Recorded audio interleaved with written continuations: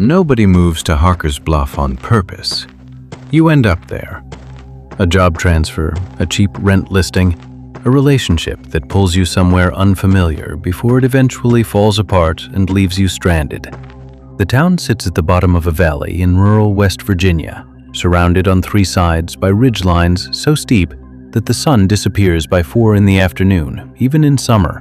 By October, the whole place is dark by 3:30. The kind of dark that has weight to it. The kind that presses against your windows like it's testing them. The locals don't talk about what happens after midnight.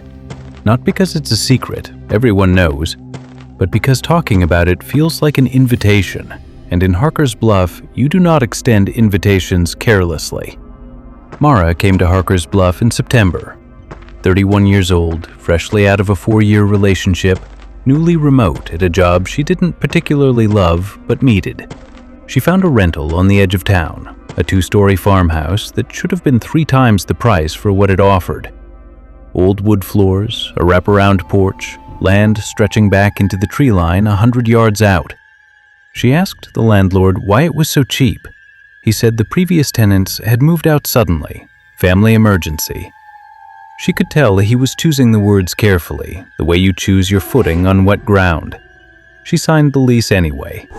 The first thing she noticed was the locks.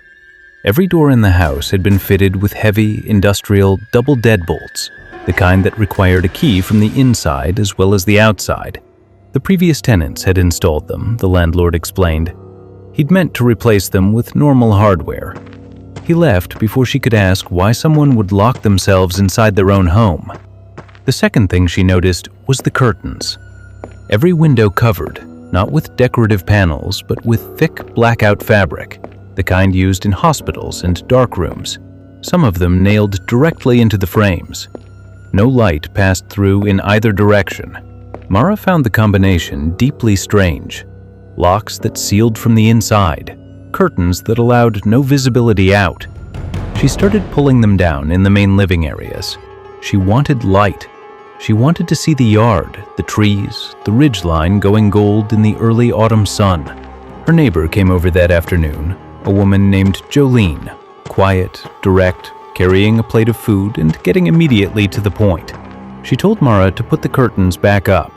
She explained the locks. She told her that Harkers Bluff had a problem and that the farmhouse sat close enough to the tree line that Mara needed to be more careful than most. Mara asked her what the problem was. Jolene told her. It had started about 11 years ago. 3 people died in the valley over a single winter. A mining accident, a drowning, a woman found at the base of the East Ridge with no explanation. Ordinary tragedies, separately. Together, they were a beginning. The following autumn, people started seeing them. First, it was just movement, shapes at the edge of yards, figures on roads that vanished when approached. Then, the shapes became specific. They started looking like the dead. Not strangers, people the town had buried, recognized by family members and co-workers and friends who had known them well enough to be certain. They came at night. They stood outside houses and knocked, or called out in voices accurate enough to stop your heart. They never forced entry. That was the detail that disturbed researchers and destroyed residents in equal measure. They needed to be let in. The threshold required consent. The door had to be opened from the inside. What happened when someone opened that door had been documented once, in the case of a man named Curtis Webb. He had believed, genuinely, completely, that the thing calling to him from his front porch was his wife, dead 8 months. The neighbors heard sounds from that house for 6 hours. At dawn, they went in. Curtis was gone. Not dead, gone. Front door standing open, every curtain in the house torn from its rod and piled in the center of the floor, like something had needed to see out of every window at once. After Curtis, the town understood the curtains differently. They were never about blocking the things outside from seeing in. They were about stopping you from looking out, from that one unguarded moment of eye contact through glass. That single beat of mutual recognition, you seeing it seeing you seeing it. That was apparently all the invitation it needed. Mara put the curtains back up. She replaced the ones she'd torn down with heavier ones. She tested every deadbolt. She started coming home before sundown without anyone having to tell her twice. But the farmhouse sat close to the tree line, and whatever lived in Harkers Bluff had been watching it long before she arrived. 3 weeks after she moved in, she woke at 2 in the morning to the sound of her name. Not shouted, spoken, gently, almost conversationally, from just outside the bedroom window. A man's voice she didn't recognize, but that felt, in the strange underwater logic of 2 a.m., like she should recognize it, like it was pressing against a memory she couldn't quite reach. She lay completely still.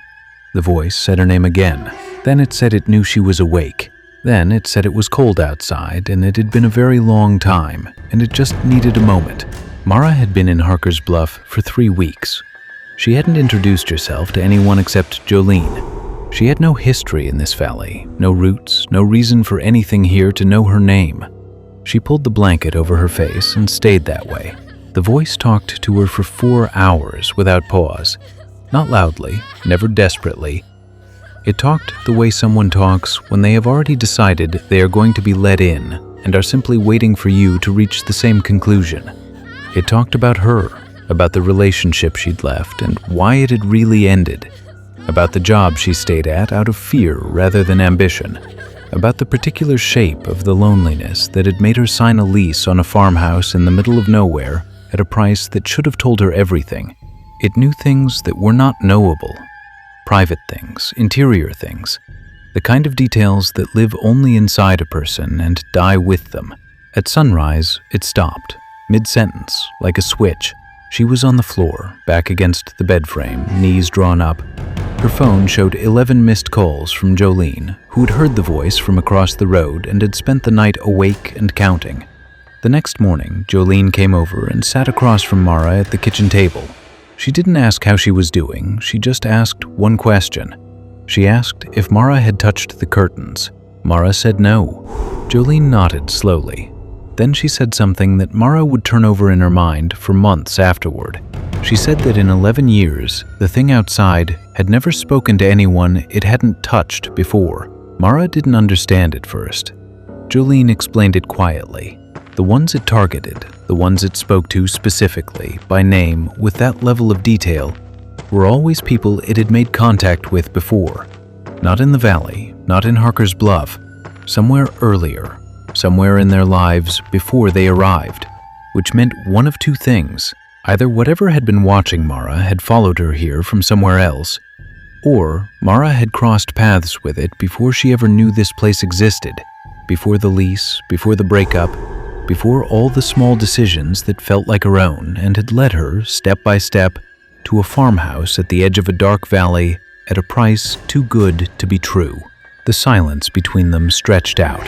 Then Jolene reached across the table and tapped the wood once, the way people do when they want to make sure you are listening. She said, "It doesn't find people who wander in accidentally." She said, "It finds people it has already been collecting." She said, "The only question worth asking now is how long it has been collecting you." Mara looked at the curtains on the kitchen window, heavy, black, nailed flush to the frame. She thought about every apartment she'd ever lived in, every town she'd passed through, every night she'd woken up at 2 or 3 in the morning for no reason she could name, with the feeling, specific and physical, that something just outside the room had stopped moving the moment she opened her eyes. She had always told herself that was just anxiety. She thought about that for a long time. Then she got up, checked every deadbolt in the house, and went back to the kitchen table. She sat down, she folded her hands, she stared at the curtains, and did not move them. Outside, the ridgeline was already going dark. The sun in Harkers Bluff disappeared early, and somewhere in the tree line, patient as geology, something that had known her name for longer than she could account for, settled in to wait for nightfall. It had waited this long. It could wait a little more.